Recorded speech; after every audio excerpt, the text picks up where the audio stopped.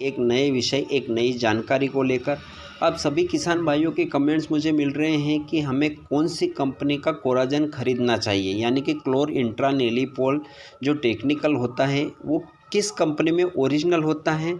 तो हम कौन सी कंपनी का खरीदें, बीएसएफ का वेस्टिगोर खरीदें या एफएमसी का कोराजन खरीदें या अडामा का कोसायर खरीदें या धानुका का कवर, इन सब में से ओरिजिनल कौन सा है। तो किसान साथियों, आज इस विषय में संपूर्ण चर्चा करने वाले हैं हम।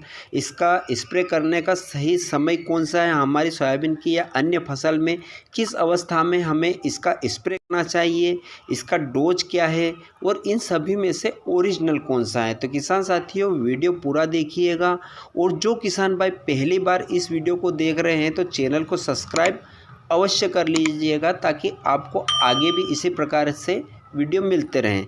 किसान साथियों, सबसे पहले बात करते हैं हम कि इन सभी के अंदर टेक्निकल कौन सा होता है। तो इन सब में किसान साथियों टेक्निकल होता है क्लोर इंट्रानेलिपोल 18.5%, जो कि एसी फार्म में आता है। एसी फार्म का मतलब होता है सस्पेंशन कंसेंट्रेट फार्म, यानी कि लिक्विड गाढ़े फार्म में आता है।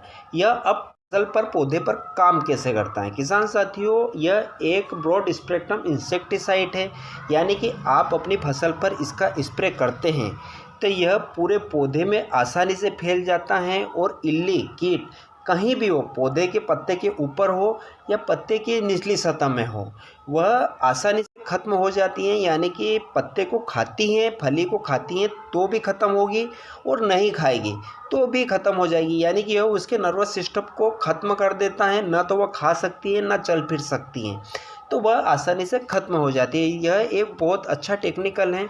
अब इसका हमारी फसल में उपयोग किस स्थिति में करना चाहिए।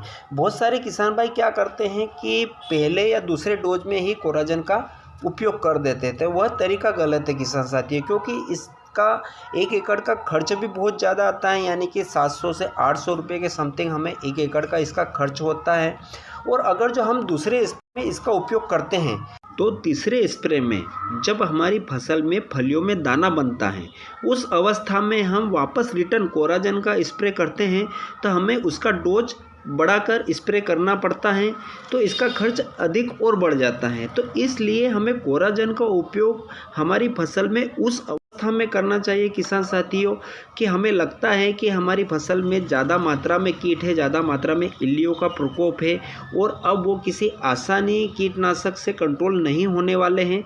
उसी अवस्था में हमें इसका स्प्रे करना चाहिए। और दूसरे स्प्रे में हमें या तो आप लेम्डासाइलोथिन ले लीजिए या फिर इमामेक्टिन बेंजोएट ले लीजिए या सिजेंटा का एम्प्लीगो ले लीजिए या अलीका ले लीजिए। इन सभी में से कोई सा भी कीटनाशक लेकर आप दूसरे स्प्रे में स्प्रे कर सकते हैं और हमारी सोयाबीन की फसल में हमेशा तीसरे स्प्रे में ही हमें कोराजन का उपयोग करना चाहिए। अब लास्ट में बात करते हैं इसके डोज की, हमें इसका डोज कितना रखना चाहिए। किसान साथियों, यूँ तो कंपनी इसका डोज 60 ml प्रति एकड़ बताती हैं, लेकिन 60 ml अगर जो हम स्प्रे करते हैं तो यूँ समझ लो कि 800 के ऊपर इसका खर्च बनता है। तो मैं एक आसान तरीका बताता हूँ आपको। हमें इसका डोज रखना है किसान साथियों 40 से 45 ml प्रति एकड़ के हिसाब से, और हमें इसके साथ क्रॉस करने के लिए एक और कीटनाशक को लेना है।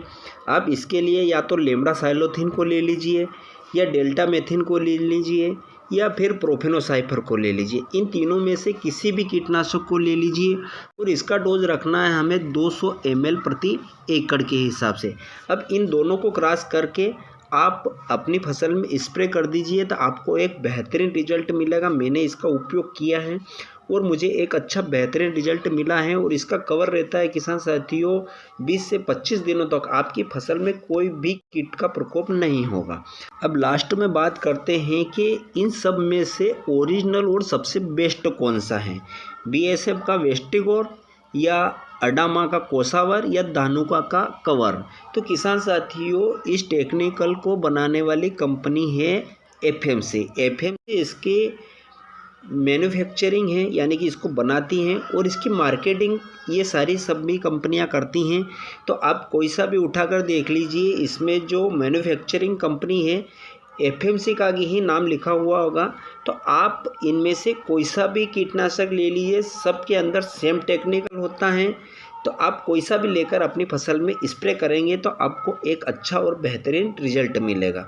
ये थी किसान साथियों आज की संपूर्ण जानकारी। आपको अगर जो वीडियो थोड़ा सा भी पसंद आया हो तो चैनल को सब्सक्राइब अवश्य कीजिए और अन्य किसान साथियों के साथ में शेयर कीजिए।